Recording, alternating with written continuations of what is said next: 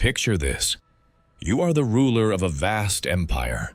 Your word is law, your gaze is feared, your crown kissed by priests and prophets. The air is thick with the scent of incense and blood. You live among ziggurats and shrines, carved lions and winged gods. Every morning, 100 slaves polish your throne. Every night, you dine on figs soaked in honey, while the moon god watches silently from the heavens. But still, you are haunted, not by enemies. Your armies have crushed them, not by traitors. You've buried them alive. No, you are haunted by something far older, something more inevitable: death. And so, you go where no king has gone before.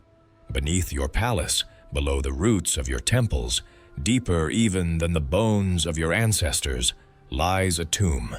Your tomb. You commissioned it, built it, blessed it, not for when you die, but for now. Because tonight, you will climb into your own sarcophagus, not to be buried, but to be reborn. You are Ashur-etil-ilani, son of the last great king of Assyria, the man who dared to conquer death itself. But what you didn't know is that the gods were watching, and they do not take kindly to thieves. Before we descend into tonight's forbidden tale, if you're drawn to the shadows of history, the stories they don't teach in school, the strange, the violent, the taboo, and the forgotten, then you're in the right place. Subscribe now and join us as we unearth a new dark story from our haunted past every single day. Because history isn't always written in ink. Sometimes it's written in blood. The Assyrian Empire, once the Iron Fist of Mesopotamia, produced some of the most brutal, brilliant, and God-obsessed rulers in ancient history. But one king, lost to time, pushed farther than any before him, into madness, into darkness, and finally, into his own grave. He believed he could become a god, not through honor or war, but through forbidden rituals buried in the underworld of myth and blood. He sacrificed children, he married his own sister, and he sealed himself in a tomb while still alive, chasing immortality. So why haven't you heard of him? Because he was erased. And as we'll see tonight, that erasure may have been a form of mercy. Let's descend into the depths of Nineveh, into shadows that even the sun feared to enter. To understand the story of Ashur-etil-ilani, we need to understand the world he was born into.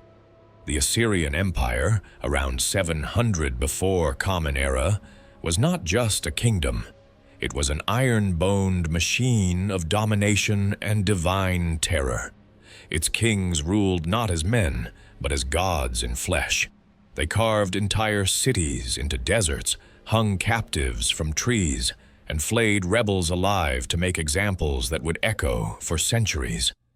And at the top of this brutal hierarchy sat Ashurbanipal, the great king, father of our subject, and one of the most paradoxical figures in history. He collected thousands of cuneiform tablets in the world's first known library, and then burned cities to the ground when they defied him.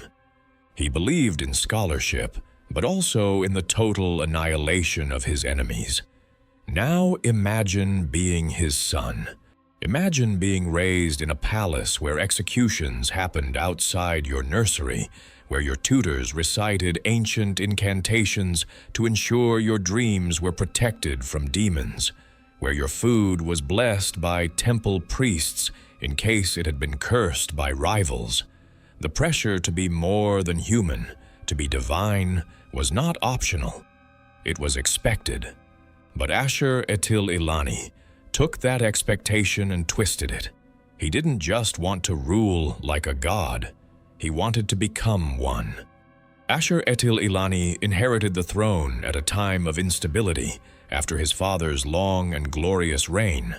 But while Ashur-banipal was a public figure, a hunter, a scholar, a conqueror, his son was something else.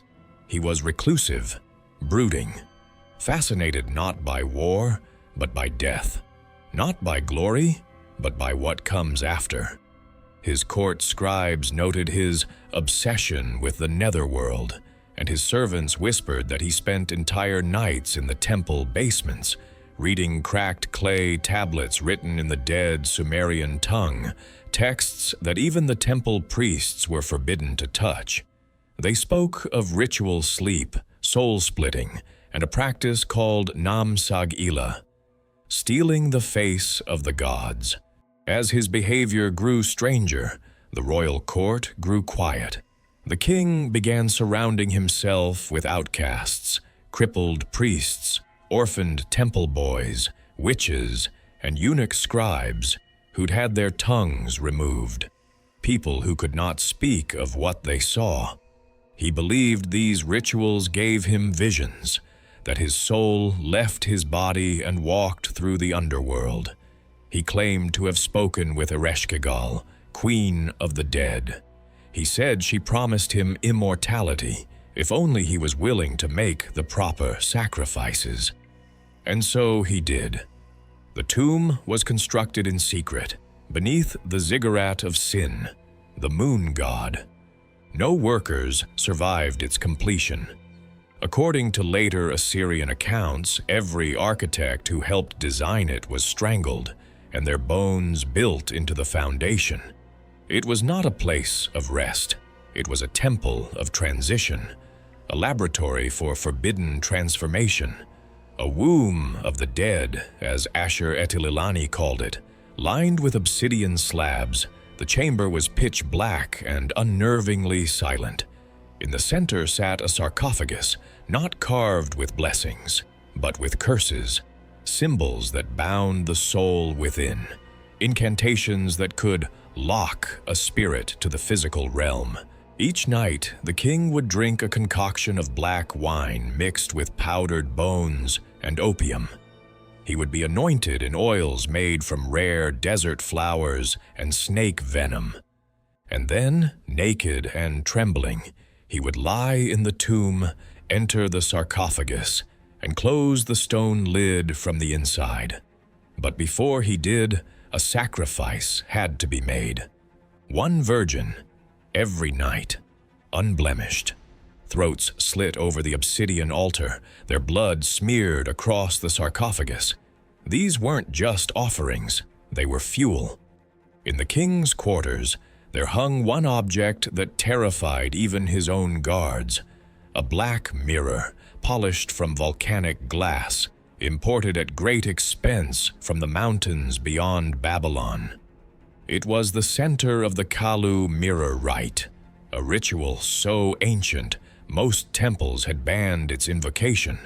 The mirror was said to show not the reflection of the living, but the memory of the dead.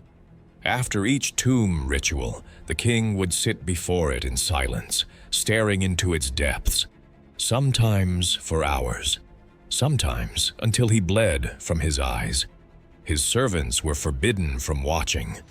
But one eunuch scribe wrote, years later, that the king began speaking in dead languages, that his voice would change pitch, becoming inhuman, gravelly. Ashur-etil-ilani claimed that the mirror had shown him his past lives, that he had once been Gilgamesh, that he had seen the moment of his future death, and overcome it. He began refusing to speak with his court. He claimed the gods were now speaking to him directly, and all others were beneath him. What he didn't understand was this: the gods may whisper to mortals, but when they scream, they do it through madness. In his final year, the king did something even his most loyal priests could not accept. He took a wife, not a queen from Babylon, not a concubine from Ur, but his own half-sister, Ninlil-Ashara, a priestess of Ishtar, barely 17, raised in the temple for purity. She was chosen not for love or even politics, but because she shared his blood, the same cursed line that he believed came from the gods. He declared that their child would be the first true God-born, that it would never die, that it would rule for 10,000 years. But when the child came, it did not cry, it did not move. It had no eyes, no mouth. The midwives screamed. The king fell to his knees. He ordered the body burned without ceremony. He locked himself in his tomb for 7 days. No food, no water. When he emerged, his hair had turned white. He never spoke again. And then, one night, he disappeared. The guards waited, as they always did, for him to emerge from his tomb at sunrise, but the door remained sealed. Hours passed, then days. Finally, they broke it open. What they found was nothing. The sarcophagus was empty. No king, no robes, no scent, no bones. Only the mirror remained, sitting on the sarcophagus like an eye staring back. 13 handprints, smeared in old blood, adorned the walls, each one facing outward, as if trying to escape. His sister queen was found hanging in her chambers, her lips sewn shut with golden thread. And within a month, every priest who had performed the mirror rites died under strange circumstances. Some drowned in shallow fountains, others disemboweled themselves during visions. Nineveh began to unravel, and just a few decades later, the greatest empire the world had ever seen ceased to exist. The name Ashur-etil-ilani was struck from the records. Even the later kings refused to speak of him, but he was real. And in 2011, archaeologists uncovered a sealed chamber beneath the ruins of Nineveh that matches his tomb, burned, buried, and hidden. Inside, fragments of obsidian, charred remains, and one object intact, a black mirror, still warm to the touch.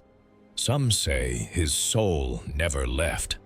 Others say it was never his to begin with.